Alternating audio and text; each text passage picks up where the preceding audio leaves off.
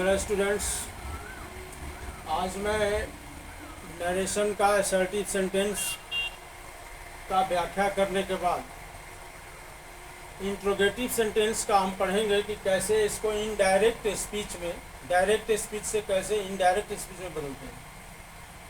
Interrogative sentence प्रश्नवाचक वाक्य, इसको हिंदी में कहते हैं प्रश्नवाचक वाक्य। इन्वर्टेड कॉमा के अंदर जो वाक्य हो इंट्रोगेटिव हो तो उसको इनडायरेक्ट स्पीच में बदलने के ये नियम है। पहला नियम है कि रिपोर्टिंग वर्ब से या सेड, प्रेजेंट टेंस में से आता है, पास्ट टेंस में सेड आता है। से सेड को आस्क में बदले, यदि से है तो आस्क लिखे, सेड है तो आस्क्ड लिखे। आस्क्ड, इसको आस्क्ड बोलते हैं, आस्केड नहीं, आस्क्ड। से को आस्क में, सेड को आस्क्ड में। दूसरा नियम है इन्वर्टेड कॉमा के बदले दैट का प्रयोग नहीं करना है। अब इंट्रोगेटिव सेंटेंस हो, इंट्रोगेटिव सेंटेंस जो प्रश्नवाचक वाक्य जो डू से, is, am, are, has, have, will, shall, can, could से शुरू होता है वही इंट्रोगेटिव है। इसके अलावा ये तो एनोमैलस फिनिट से शुरू हुआ। अब ये वाई, व्हेन, वेयर, व्हाट से भी शुरू होता है। दोनों का अलग अलग नियम है। देखिए यहाँ यदि क्वेश्चन वर्ड से शुरू होता है, why, when, where, what, who, how इत्यादि से शुरू होगा तो वहाँ हम दैट का प्रयोग नहीं करें। दैट के स्थान पर इसे ही लिख, दैट का प्रयोग इसमें नहीं करते हैं। हु, व्हेन, व्हाट जो है उसी को लिखते हैं। इसके अलावा यदि इन्वर्टेड कॉमा के अंदर का वाक्य एनोमैलस फाइनाइट जैसे is, am, are, do, has, have, shall, will, can इत्यादि से शुरू होता है तो वहाँ हम दैट के बदले इफ या वेदर लगाएं। यहाँ लिखे मतलब ऐसे is, do, am, are, has, have का उत्तर हम येस या नो में देते हैं। जो येस या नो में जिस इंट्रोगेटिव का उत्तर देते हैं उसमें हम इफ या वेदर का प्रयोग करते हैं दैट के स्थान पर। दैट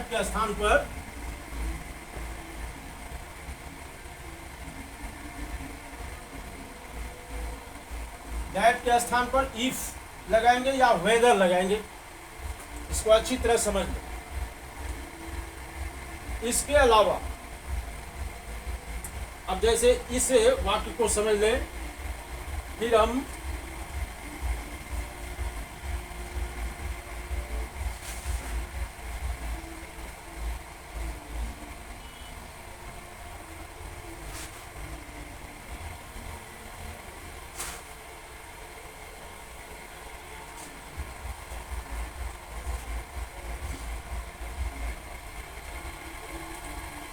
सी नंबर में नियम सी है, जिसमें इन्वर्टेड कॉमा के अंदर का इंट्रोगेटिव सेंटेंस को असर्टिव में बदलना है। इन्वर्टेड कॉमा के अंदर के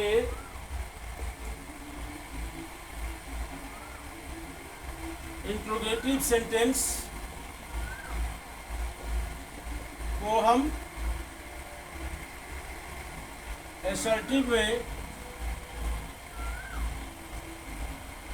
बदलकर इनडायरेक्ट में बदलते हैं।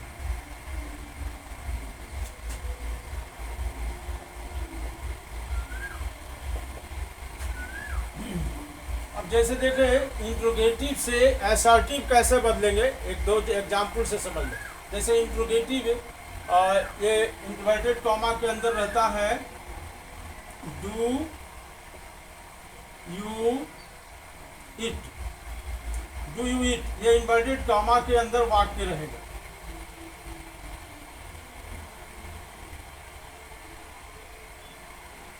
कॉमा के अंदर डू यू इट रहेगा तो इसको असर्टिव में बदलेंगे। ये इंट्रोगेटिव है इसको हम एसर्टिव में बदलेंगे तो क्या हो जाएगा, डू यू ईट का you eat, do you eat का यू ईट हो जाएगा। अगर इसी को हम कहें डू यू नॉट ईट रहता है तो हम एसर्टिव में बदलेंगे तो क्या हो जाएगा, you do not eat, you do not eat, can I run, ये इंट्रोगेटिव सेंटेंस है, इंट्रोगेटिव है, इसको हम बदलेंगे असर्टिव में तो आई कैन रन, मतलब इंट्रोगेटिव का सब्जेक्ट पहले लिखेंगे, सब्जेक्ट वर्ब, सब्जेक्ट एनोमैलस फाइनाइट और वर्ब, इस तरह से हम बना देंगे। और भी जैसे मान ले एम आई पुअर, आम पुअर, आम पुअर, इस प्रकार से। उसी तरह से व्हाट बन रहता है, जैसे what do you eat, what do you, तो व्हाट तो रहेगा ही। अब यहाँ इफ या वेदर नहीं लगे, इसमें इन सभी में हम इफ या वेदर का प्रयोग दैट के स्थान पर करेंगे, क्योंकि ये इसका उत्तर हम येस या नो में देते हैं, और येस या नो में देने एनोमैलस फाइनाइट से शुरू हुआ है। अब ये WH वर्ड इंट्रोगेटिव वर्ड से शुरू हुआ है, तो इसमें हम इफ या वेदर का प्रयोग नहीं करें, इसमें हम लगाते हैं इफ, इफ, इफ, इफ, इसमें हम इफ लगाते हैं या वेदर लगाते हैं, दोनों में से कोई एक लगाना। तो व्हाट डू यूट में नहीं लगाना। जैसे देखें यू व्हाट पहले लिख देंगे, व्हाट इफ के या वेदर के पहले व्हाट लिखा, अब डू यू इट को यू इट, इस पर व्हाट यू इट। उसी प्रकार से अब कहें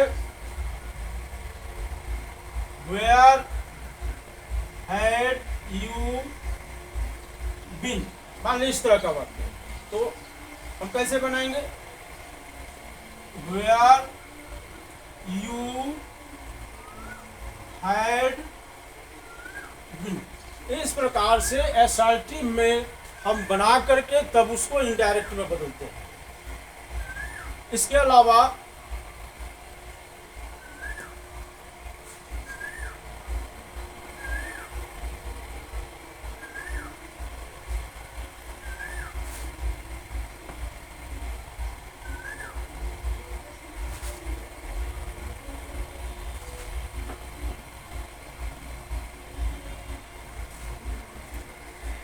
यदि रिपोर्टिंग वर्ब पास्ट टेंस में हो तो हम इंक्वायर, आस्क के बदले इंक्वायर का भी प्रयोग करते हैं, इंक्वायर का प्रयोग हम करते हैं।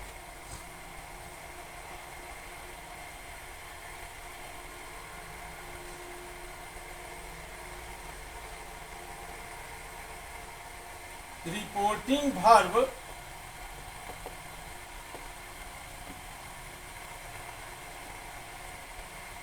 आस्क के बदले, रिपोर्टिंग वर्ब आस्क के बदले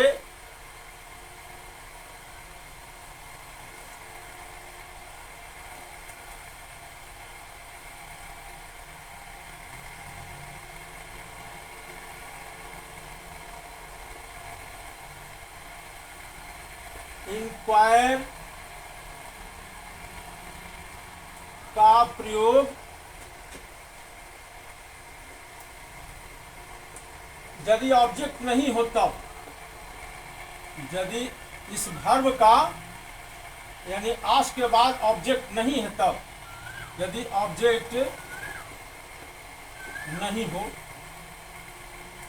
प्रयोग करते हैं।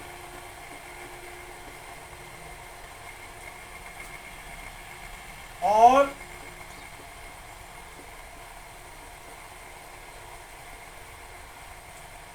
इंक्वायर ऑफ, यदि ऑब्जेक्ट है तो इंक्वायर के बाद ऑफ लगा देंगे। इंक्वायर ऑफ का प्रयोग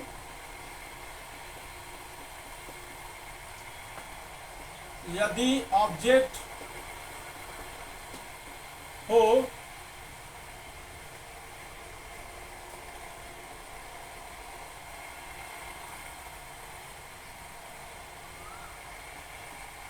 करते हैं। जैसे देखें, he said to me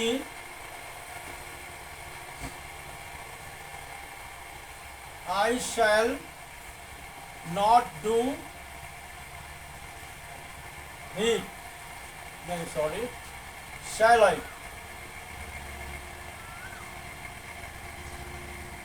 I not do it। तो इसको हम ऑब्जेक्ट है इसलिए रिक्वायर्ड ऑफ का प्रयोग करें। ही इंक्वायर्ड ऑफ मी, अगर ये ऑब्जेक्ट नहीं होता तो केवल इंक्वायर्ड लगाते हैं, ऑफ का प्रयोग, मी का प्रयोग नहीं होता।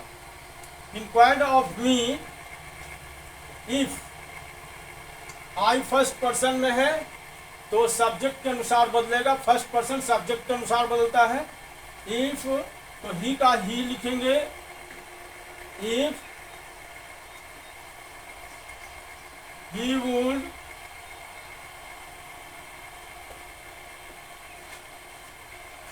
डू इट,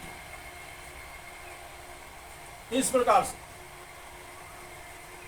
अगर मान लीजिए ऑब्जेक्ट नहीं है तो जैसे एक एग्जाम्पल मान लें, I said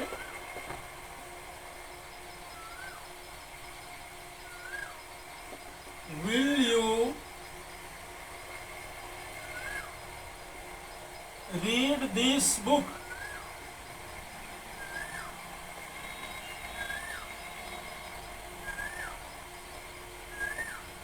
will you read this book. I ask लगाएंगे, आस्क तो नहीं लगाएंगे क्योंकि ऑब्जेक्ट नहीं है, रिक्वायर्ड ही लगाएंगे। ही रिक्वायर्ड, इफ या वेदर भी लगा सकते हैं, इफ या वेदर दोनों में से कोई लगाएंगे। I required if you, subject object है, चूंकि ऑब्जेक्ट सेकंड पर्सन में है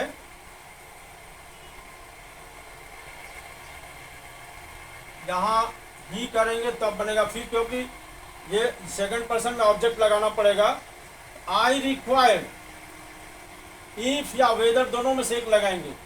इसके बाद थर्ड पर्सन का प्रोनाउन नहीं बदलता है, ज्यों का त्यों रह जाएगा। इफ ही, विल का वुड करेंगे, वुड रीड, दिस का दैट करेंगे, बुक, इस प्रकार बनाते हैं। इसके अलावा एक दो नियम और पढ़ेंगे।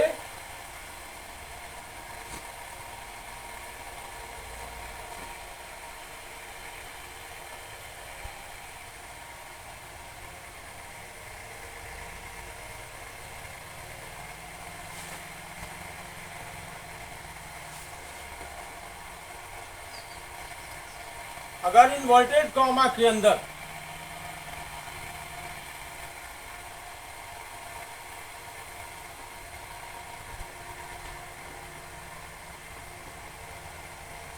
इन्वर्टेड कॉमा के अंदर, मतलब इन्वर्टेड कॉमा के अंदर कौन सा वाक्य होता है? रिपोर्टेड स्पीच, इसी को कहते हैं रिपोर्टेड स्पीच, जो मैं पहले ही बता चुका हूं इसके पहले के वीडियो में। इन्वर्टेड कॉमा के अंदर यस या नो हो तो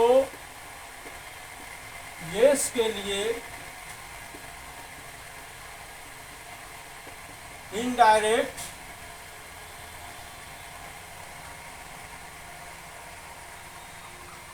रिप्लाई इन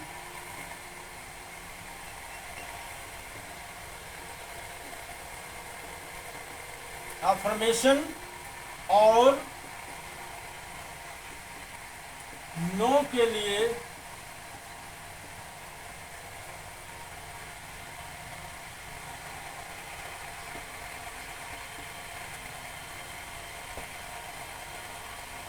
इनडायरेक्ट में रिप्लाई इन अफर्मेशन और नो के लिए रिप्लाई इन निगेशन का प्रयोग करते हैं। जैसे देख लें, एक एग्जाम्पल के द्वारा इसको समझ लें।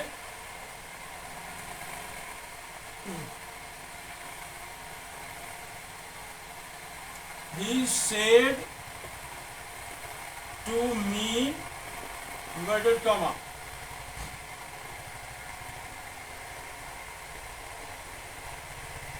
have you a pen? क्या आपके पास कलम है? I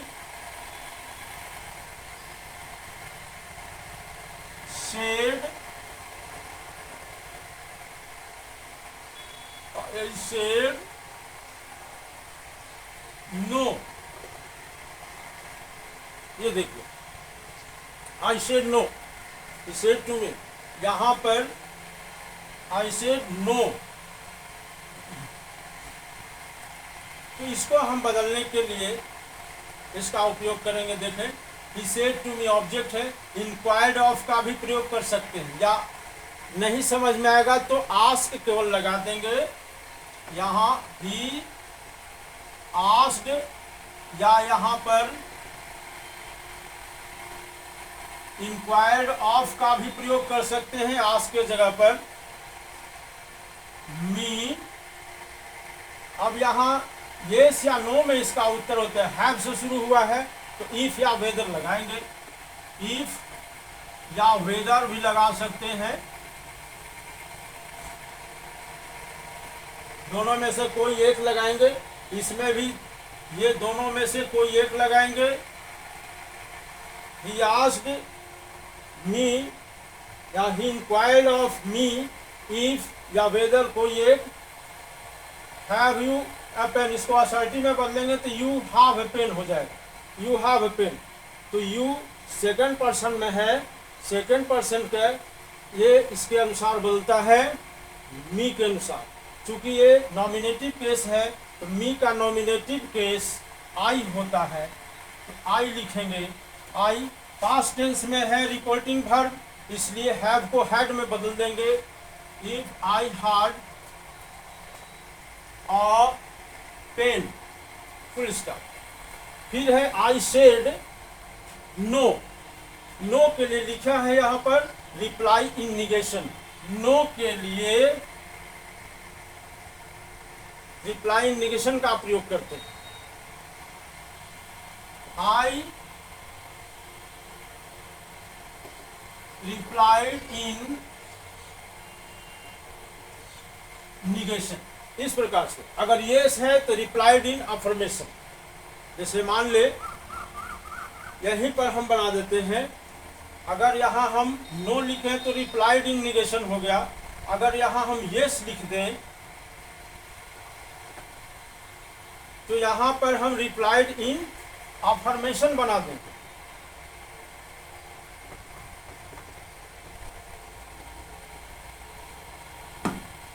इस प्रकार से बनाते हैं।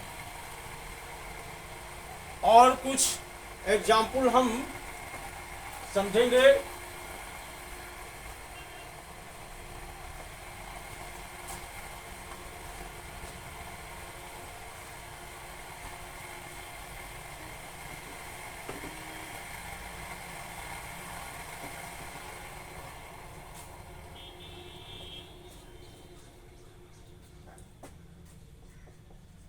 is said to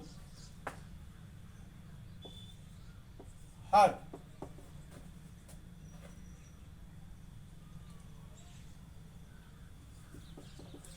Did you read this book? Did you read this book? He said to her.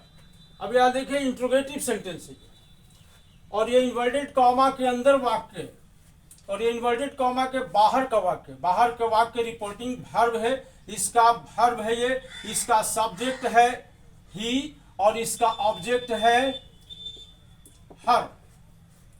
क्या देखिए यही सब्जेक्ट ऑब्जेक्ट के अनुसार बदलता है रिपोर्टेड स्पीच का pronoun.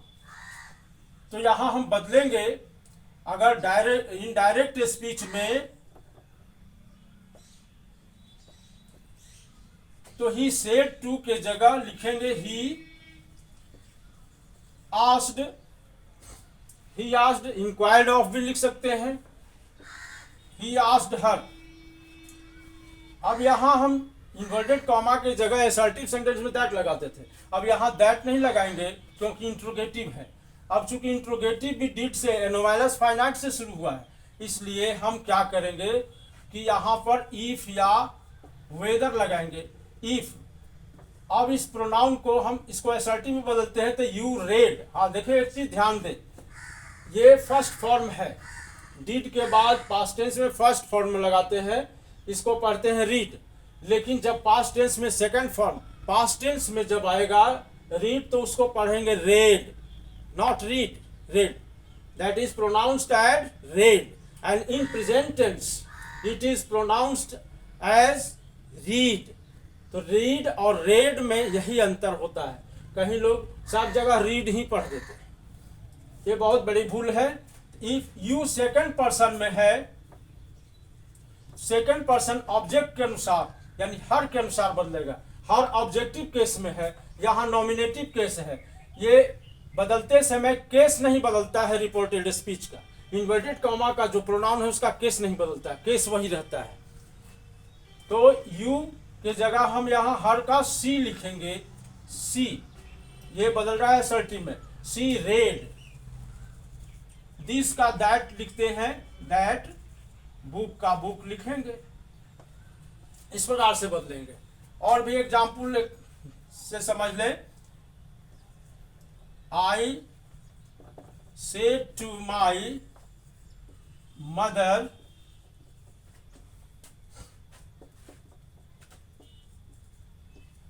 when will you cook food today?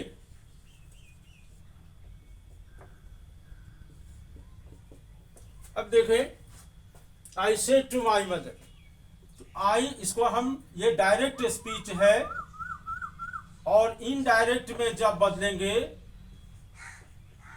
I said to को हम इंक्वायर्ड ऑफ लगा सकते हैं, या आस्क्ड नहीं समझ में आएगा तो आस्क्ड सब जगह लगा दें इंट्रोगेटिव में। I asked my mother. Inverted comma के बाहर जो भी उसमें कोई परिवर्तन नहीं करते हैं, परिवर्तन कहाँ करते हैं? इन्वर्टेड कॉमा के अंदर। अब चूंकि व्हेन आ गया, अब इसका उत्तर हम येस या नो में नहीं दे सकते हैं, इसलिए हम इफ या वेदर का प्रयोग नहीं करेंगे। यहां लिखेंगे व्हेन, व्हेन। अब इसको हम एसर्टिव में बदलेंगे तो विल यू को यू विल करते हैं, यू विल। तो यू सेकंड पर्सन में माई मदर के अनुसार बदलेगा, इसलिए यू नॉमिनेटिव केस है, माई मदर का नॉमिनेटिव केस हम सी लिखेंगे, she would, she would cook food today का दैट डे होता है। ये सब पहले हम बता चुके हैं, हमारे पहले के वीडियो में है कि दैट टुडे के लिए क्या करते हैं, द यस्टरडे के लिए क्या करते हैं, क्या लिखते हैं, टुमारो के लिए क्या लिखते हैं। ये सारे चीज़ हम change of other parts of speech का वीडियो बना चुका हूँ, उसमें आप देखेंगे, समझ में आ जाएगा। तो आज का वीडियो बस इतना ही। Thank you. सब्सक्राइब करें और बेल आइकॉन दबाएं, लाइक करें